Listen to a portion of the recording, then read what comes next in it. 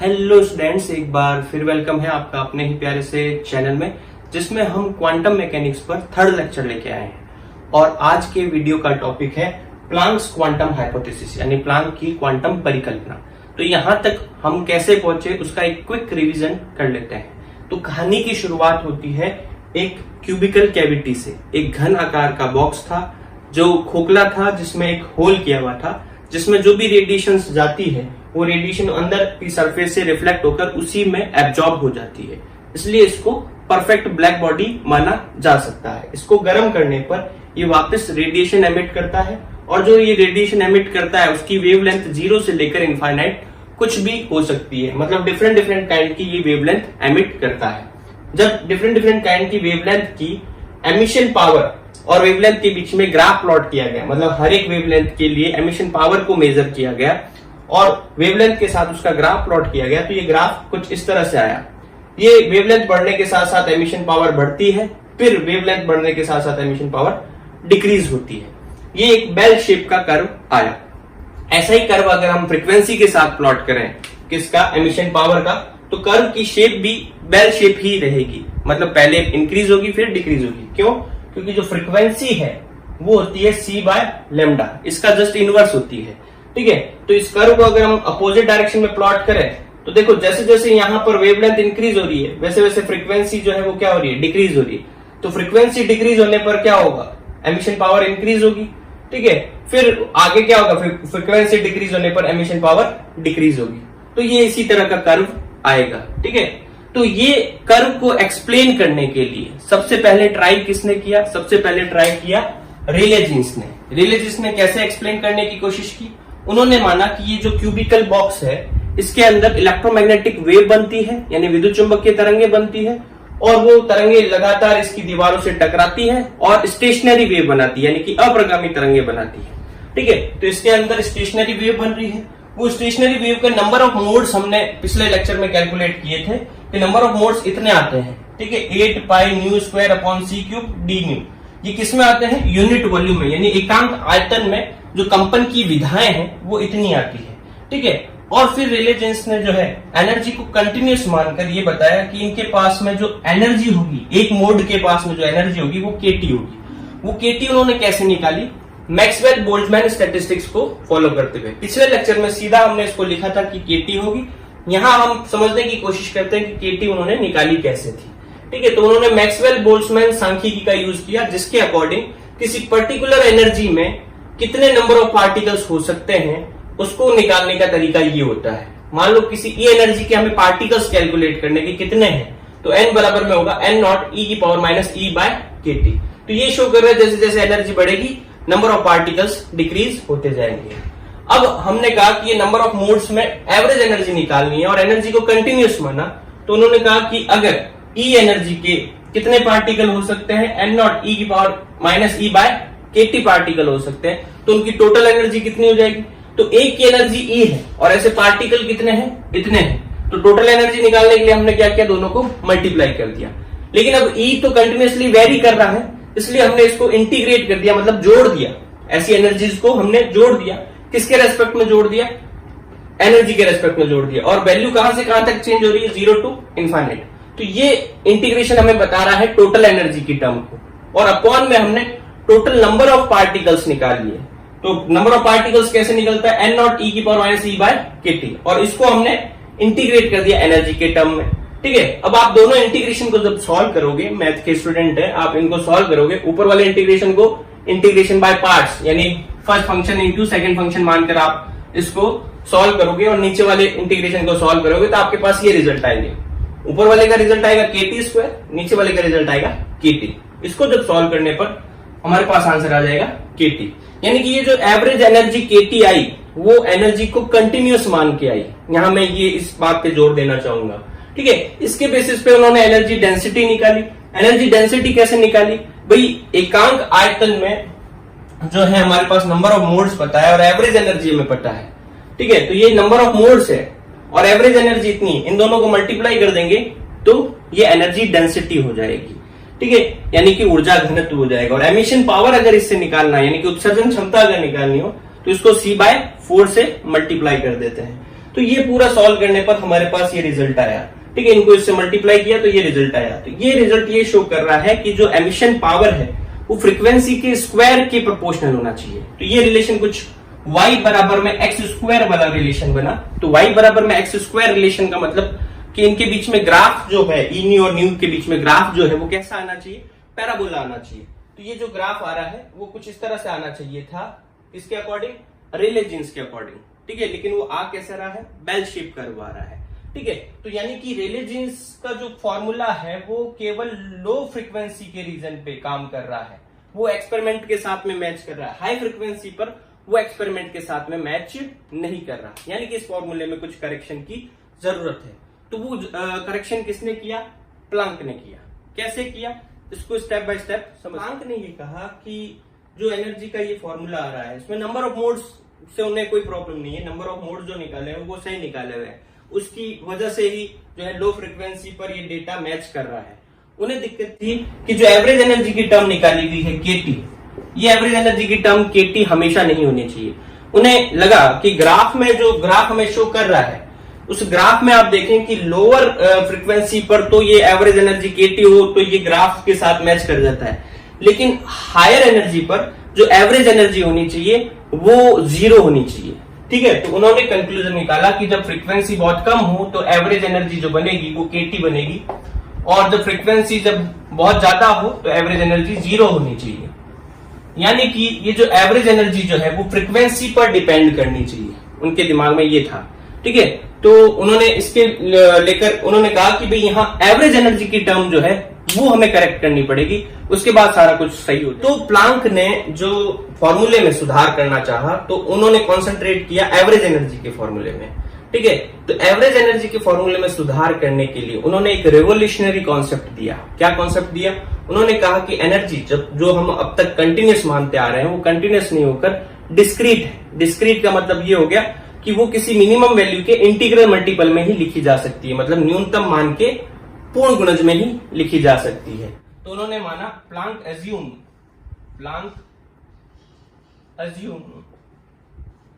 That energy is integral multiple of minimum value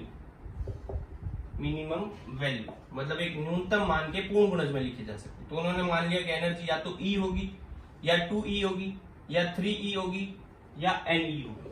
ठीक है, तो उन्होंने कहा कि जो भी यहाँ पर एनर्जी होगी वो NE के टर्म में लिखी जा सकती है, जहां N की वैल्यू जो है वो 0 से लेकर इनफाइनाइट तक कुछ भी हो सकती है, लेकिन इंटीजर नंबर में। ठीक है, तो प्लांक ने ऐसा माना कि ये जो कैविटी की दीवारें हैं वो दीवारें पर जो एटम है वो एटम एज ए ऑसिलेटर है, दोलक है, वो ऑसिलेट कर रहे हैं और ऑसिलेट करते हुए वो एनर्जी एमिट कर रहे हैं, और जो एनर्जी निकलेगी वो एनर्जी हमेशा जो है या तो E एनर्जी निकलेगी या 2E एनर्जी निकलेगी या 3 एनर्जी निकलेगी या NE एनर्जी निकलेगी, मतलब एक मिनिमम नंबर का इंटीग्रल मल्टीपल निकलेगी। और इसके बेसिस पे उन्होंने जो है वो एवरेज एनर्जी निकालने की कोशिश की।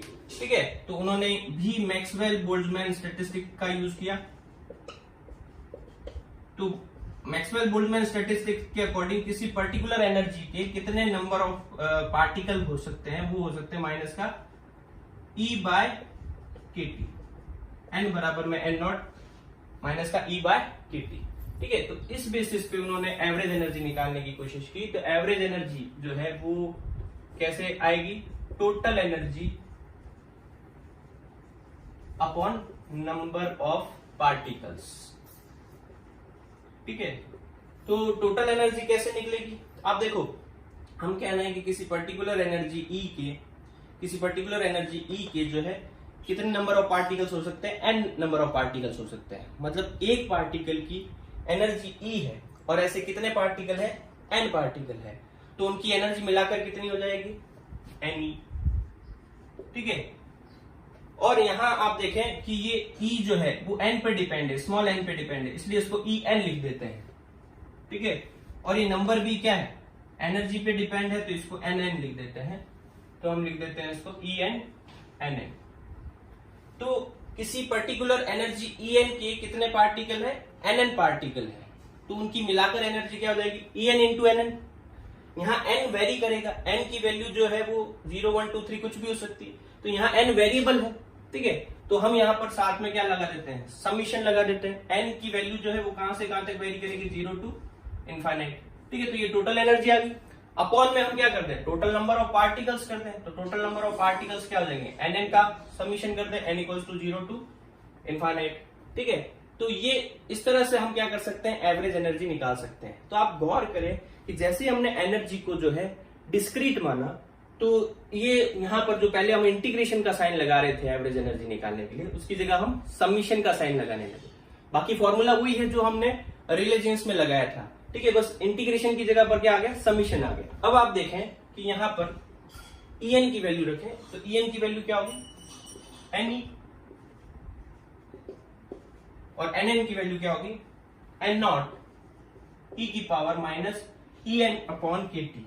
En की जगह पर आ जाएगा Ne अपॉन kt, अपॉन में summation n equals to 0 to infinite n0 e की power minus Ne upon kt, ठीक है। क्लियर है यहां तक, स्क्रीनशॉट ले लो इसका।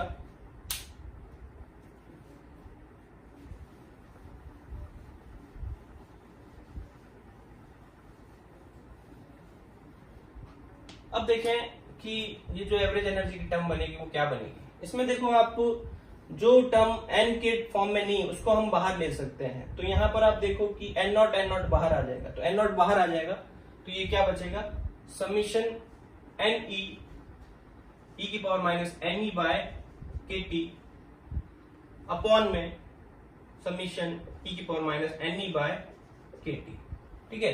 n0 बाहर आ गया और कैंसिल हो गया, और यहां ये n 0 to infinite, n 0 to infinite. अब देखो इस इंटीग्रेशन को सॉल्व करना है, तो ये तो सॉरी समीशन को सॉल्व करना है, ये तो इजीली सॉल्व हो जाएगा।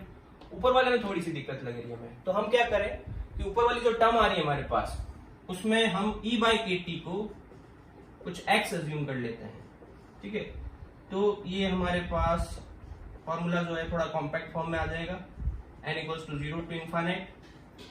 यहां हमने e बाई के टी को x अज्यूम किया है, तो e की जगह पर क्या माना जा सकता है, x के टी, तो ये आ जाएगा n x के टी e की पावर, यहां e बाई के टी पूरा x है, तो ये e की power minus n x upon में summation n equals to 0 to infinite, और ये आ गया e की power minus n e by k t क्या है, x, ठीक है। ये अपने थोड़ा कॉम्पैक्ट फॉर्म में आ गया। अब देखिए इसको कैसे सॉल्व करेंगे।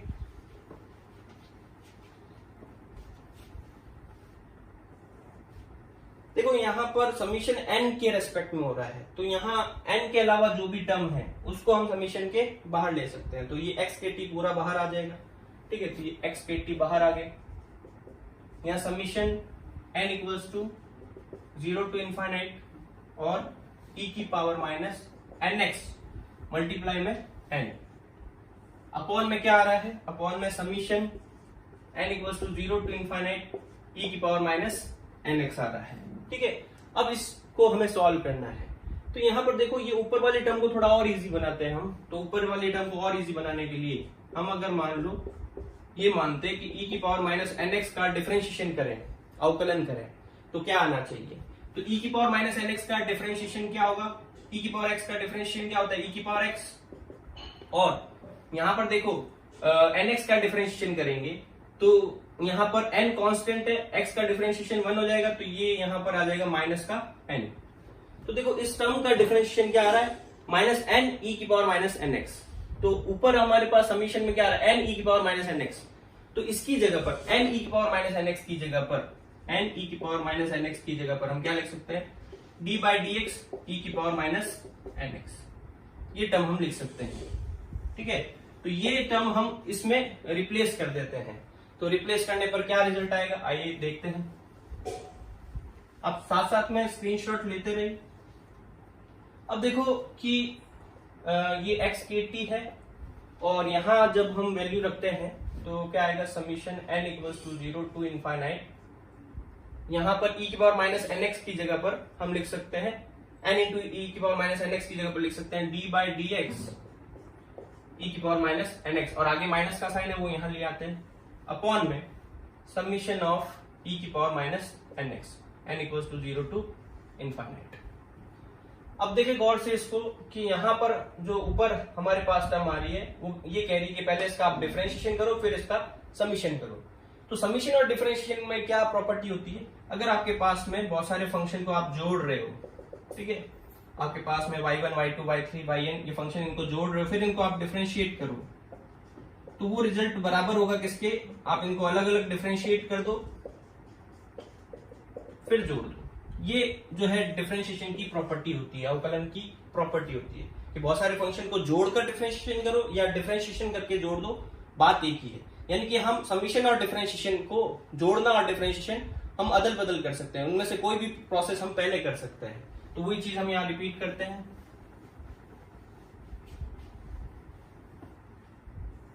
तो हम यहां पर क्या करते हैं, ये एक्स के टी पड़ा है, माइनस का एक्स के टी पड़ा है, ठीक है, हम यहाँ डिफरेंशिएशन जो है वो पहले लिख देते हैं, समीशन बाद में लिख देते हैं। तो d by d x summation e की power minus n x n equals to 0 to infinite upon में d summation n equals to 0 to infinite e की पावर माइनस एन एक्स, ठीक है। तो अब हमें अगर इसको सॉल्व करना है तो हमें केवल ये समीशन सॉल्व करना है।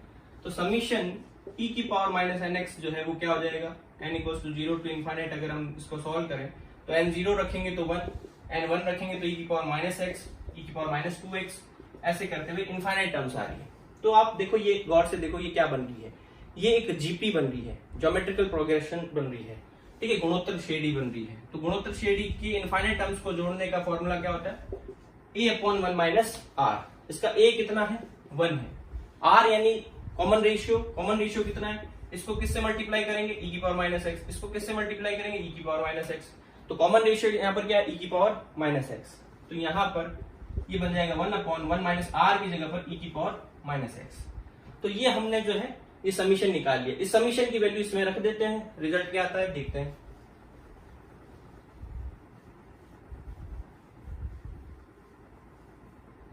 जैसे ये वैल्यू रखेंगे माइनस एक्स के टी पड़ा है, डी बाई डी एक्स, आप देखो ये वैल्यू रखें 1 अपॉन में 1 माइनस ई की पावर माइनस एक्स अपॉन में ये समीशन की वैल्यू रख दे 1 अपॉन में 1 माइनस ई की पावर माइनस एक्स। अब देखो ऊपर इस टर्म का डिफरेंशिएशन करना है। 1 अपॉन एक्स का डिफरेंशिएशन क्या होता है, माइनस का 1 बाई एक्स स्क्वायर। तो माइनस का एक्स के टी पड़ा है यहाँ पर, इसका माइनस का 1 अपॉन 1 माइनस ई की पावर माइनस एक्स का स्क्वायर, ठीक है। ये 1 अपॉन एक्स की तरह कर दिया डिफरेंशिएशन, फिर ये नीचे वाली टर्म का डिफरेंशिएशन करते हैं।